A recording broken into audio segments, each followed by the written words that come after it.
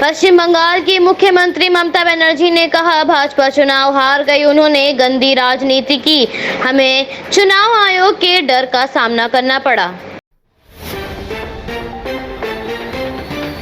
पश्चिम बंगाल में एक बार फिर से टीएमसी की भारी जीत पर टीएमसी के रणनीतिक प्रशांत किशोर ने ऑफिस में जश्न का माहौल नजर आया। पश्चिम बंगाल की नंदीग्राम सीट में आया बड़ा ट्विस्ट, शुभेंदु अधिकारी ने ममता बनर्जी को 1957 वोटों से हराया। बंगाल में चुनाव के रुझान आते ही हिंसक घटनाओं की खबर आना शुरू, भाजपा कार्यालय में लगाई गई आग, बीजेपी ने इसका आरोप टीएमसी कार्यकर्ताओं पर लगाया, जिससे टीएमसी ने किया साफ इनकार। चुनाव परिणाम को लेकर ममता बनर्जी ने कहा, मैं जनादेश को स्वीकार करती हूं, लेकिन मैं इसके लिए न्यायालय जाऊंगी, क्योंकि चुनाव के परिणाम घोषित होने के बाद इनमें जो फेरबदल हुआ है, मैं उसका खुलासा करूंगी। चुनाव परिणाम आने के बाद आशीर्वाद लेने कोलकाता के कालीघाट मंदिर पहुंची थी ममता बनर्जी। प्रधानमंत्री नरेंद्र मोदी ने विशेषज्ञों के साथ वीडियो कॉन्फ्रेंसिंग के जरिए ऑक्सीजन और दवाइयों की उपलब्धता पर समीक्षा बैठक की। रक्षा मंत्री राजनाथ सिंह ने ममता बनर्जी को बंगाल में जीत हासिल करने के लिए बधाई दी।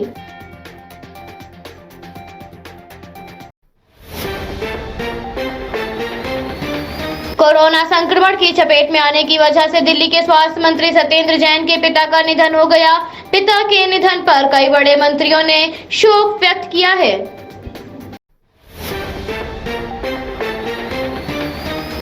संक्रमण के बढ़ते हुए मामलों के चलते दिल्ली यूनिवर्सिटी ने फाइनल ईयर के एग्जाम स्थगित कर दिए हैं। हालातों को देखते हुए तारीख का ऐलान किया जाएगा। बंगाल में ममता बनर्जी की जीत पर दिल्ली के मुख्यमंत्री अरविंद केजरीवाल ने बधाई देते हुए कहा, जमीन हिला देने वाली जीत। बसपा प्रमुख मायावती ने ममता बनर्जी को शुभकामनाएं देते हुए कहा, पश्चिम बंगाल विधानसभा आम चुनाव में टीएमसी द्वारा फिर बेहतर प्रदर्शन के लिए मुख्यमंत्री ममता बनर्जी को हार्दिक बधाई। साथ ही तमिलनाडु के श्री स्टालिन, केरल के श्री विजयन व असम के श्री सोनवाल को भी विधानसभा चुनाव में जीत के लिए हार्दिक बधाई एवं शुभकामनाएं। उत्तर प्रदेश अपर मुख्य सचिव सूचना नवनीत सहगल ने बताया, प्रदेश में कल 2,97,000 से ज्यादा सैंपल टेस्ट किए गए, जो एक दिन में सबसे ज्यादा टेस्ट का रिकॉर्ड है।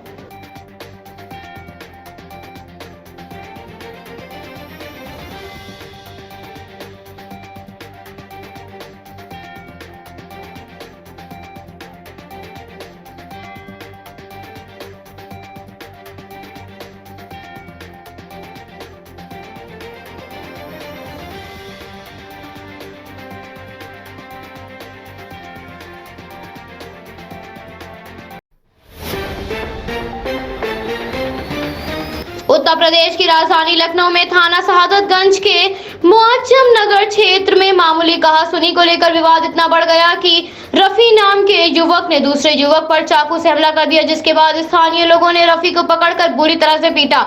सूचना मिलने पर मौके पर पहुंची पुलिस ने रफी को गिरफ्तार करके हवालात में बंद कर दिया है।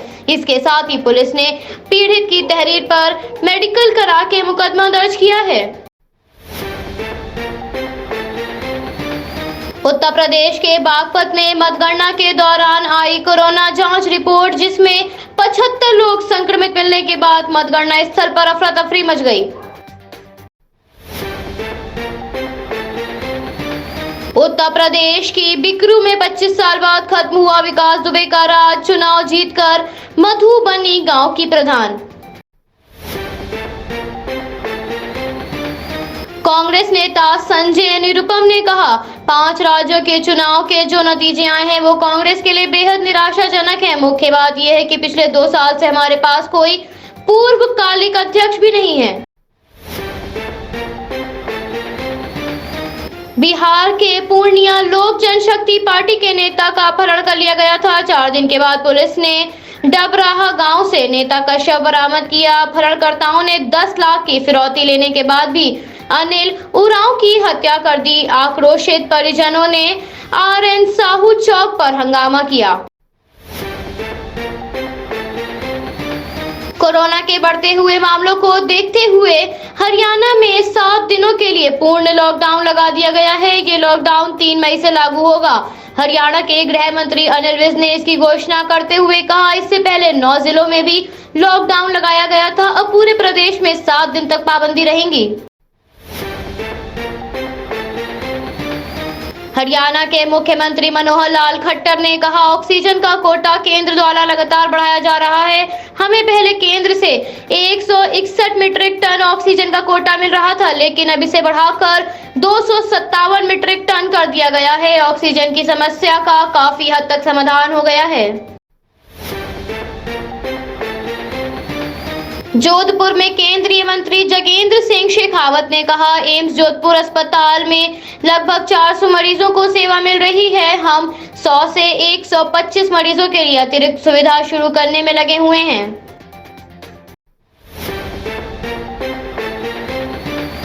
उत्तर प्रदेश के मेरठ के रिठानी में लगाया गया ऑक्सीजन प्लांट, जहां से प्रतिदिन 800 सिलेंडर भरे जा सकेंगे। इसके साथ ही प्लांट लगाने वाले लोगों ने दावा किया, इससे करीब 99.5% शुद्ध ऑक्सीजन मिलेगी।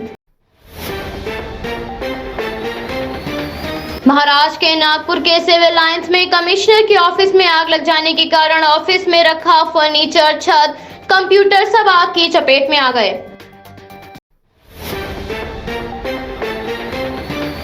असम में भारतीय जनता पार्टी के कार्यकर्ताओं ने गुवाहाटी में पार्टी के ऑफिस में 57 सीटों पर बढ़त हासिल करने की खुशी में मिठाइयां बांटी।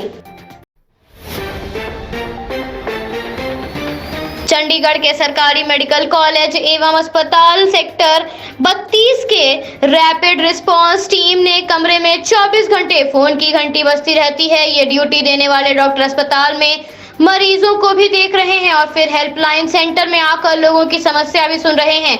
घर परिवार, भूख प्यास छोड़ इन दिनों लोगों की जान बचाने में पूरी तरह से टीम लगी हुई है। उत्तराखंड स्वास्थ्य सचिव अमित नेगी ने कहा, 1 अप्रैल 2021 को हमारे राज्य में ICU बेड की संख्या 336 थी और आज हमारे यहाँ ये संख्या बढ़कर 1336 हो गई है। वेंटिलेटर की संख्या भी 695 थी, आज ये संख्या बढ़कर 842 हो गई है। बंगाल में ममता बनर्जी की पार्टी TMC के रणनीतिकार रहे प्रशांत किशोर ने चुनाव प्रबंधन का काम छोड़कर कहा, अब और कुछ करना चाहते हैं। बंगाल में TMC ने मारी बाजी, असम में NDA को मिली जीत, तो वहीं तमिलनाडु में बजा DMK का डंका। शिवसेना नेता संजय राउत ने कहा, ममता बनर्जी ने एक साफ संदेश दिया है कि मोदी और अमित शाह अजय नहीं हैं, उन्हें भी पराजित किया जा सकता है। उड़ीसा में दिन पर दिन कोरोना का कहर बढ़ता जा रहा है, जिसके बाद राज्य में लॉकडाउन की घोषणा की गई है, जिस दौरान आवश्यक सेवाएं जारी रहेंगी। लुधियाना के डिप्टी कमिश्नर वरिंदर शर्मा ने ऑक्सीजन की कालाबाजारी और किल्लत को लेकर एक कमेटी का गठन किया, जो फैक्ट्री और संस्थानों में जाकर खाली ऑक्सीजन सिलेंडरों की जांच करेगी। देश में ऑक्सीजन किल्लत की समस्या दिन पर दिन बढ़ती जा रही है, जिसके चलते ही अलीगढ़ मुस्लिम यूनिवर्सिटी ने अपने परिसर में 1.41 करोड़ की लागत से ऑक्सीजन प्लांट लगाने का निर्णय लिया है। वहीं 3 से 4 सप्ताह में इसे पूरा करने की योजना बनाई गई है और अगर इसमें सफलता प्राप्त होती है तो AMU देश का पहला ऐसा शैक्षणिक संस्थान बन जाएगा जिसके पास स्वयं का ऑक्सीजन प्लांट होगा। अमेरिका से ऑक्सीजन सिलेंडर, रेगुलेटर और अन्य मेडिकल सामग्री लेकर एक और विमान दिल्ली पहुंचा, जिसकी जानकारी अमेरिकी राष्ट्रपति जो बाइडेन ने दी है।